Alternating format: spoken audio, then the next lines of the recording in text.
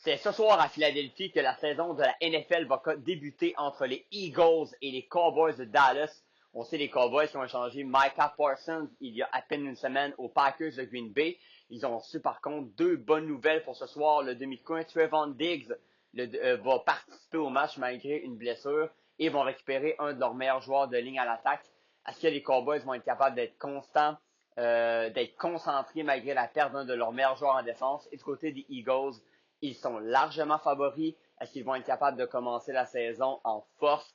Moi, je m'attends à une victoire facile des Eagles ce soir qui vont piétiner les Cowboys de Monsieur Jones, le propriétaire. Les Eagles sont des favoris pour remporter une deuxième fois consécutive le Super Bowl qui aura lieu le 8 février prochain à San Francisco. Ça débute ce soir dans la NFL. C'est confirmé, c'est la semaine prochaine qu'aura lieu le réorganisement ministériel de Monsieur Legault. On sait, il avait annoncé dès le début de l'été. Ça va être à voir les décisions qu'il devra prendre, mais selon des informations qu'on sait, Madame Guilbeault perdrait probablement le ministère des Transports et également le poste de vice-première ministre du Québec. Qui va la remplacer? Il y a certainement quelqu'un qui va monter dans l'échiquier. Les autres questions, on sait déjà que M.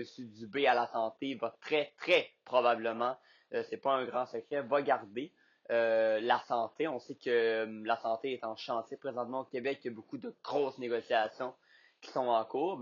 Pour M. Dubé, il pourra probablement continuer ce mandat-là.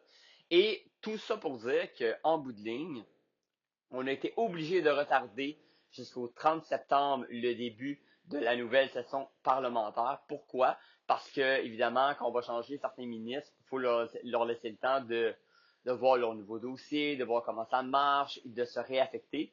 Alors, le 16 septembre arrivait beaucoup trop vite, ça se comprend. Alors, je crois que de l'avoir retardé de 2 semaines, c'est pas une mauvaise chose. Ça va donner le temps à tout le monde de s'organiser. Alors voilà, 30 septembre, le début de la prochaine session parlementaire, et à voir est-ce que les changements du gouvernement du Québec vont porter fruit, est-ce que ça va insuffler une nouvelle énergie aux Québécois, est-ce que les gens vont plus avoir envie de continuer à supporter la CAQ en vue des prochaines élections de 2026, ça sera à voir dans les prochaines semaines. On parle beaucoup du budget qui s'en vient au niveau du gouvernement canadien. On sait que M. Carney en a parlé hier que ce serait un nouveau financement au niveau austéritaire et financier, c'est-à-dire oui, il va y avoir des investissements au niveau militaire, au niveau des finances, mais par contre, on parle qu'on va être obligé évidemment de couper dans certains domaines en particulier. On sait que je dis bien selon, M. Poilievre, le chef conservateur, le nouveau budget serait 2 fois plus élevé en termes de déficit que celui de M. Trudeau, qui était déjà en déficit. Est-ce que c'est vrai? Si c'est oui, ça serait ça serait une hausse assez importante. Moi, ce que je m'attends, c'est qu'il investisse au niveau de l'armée, au niveau des logements, parce qu'on sait que le Canada a un énorme problème à ce niveau-là, mais il va être obligé de couper quelque part, ou ça c'est la bonne question que tout le monde se pose. Et l'autre question qu'on a amenée hier du côté des conservateurs, c'est est-ce que on abolit ou pas le programme d'aide pour intégrer les personnes qui arrivent au Canada pour travailler. M. Poilievre, lui, serait pour l'enlever, considérant que on nuit aux jeunes travailleurs du Canada en faisant ça.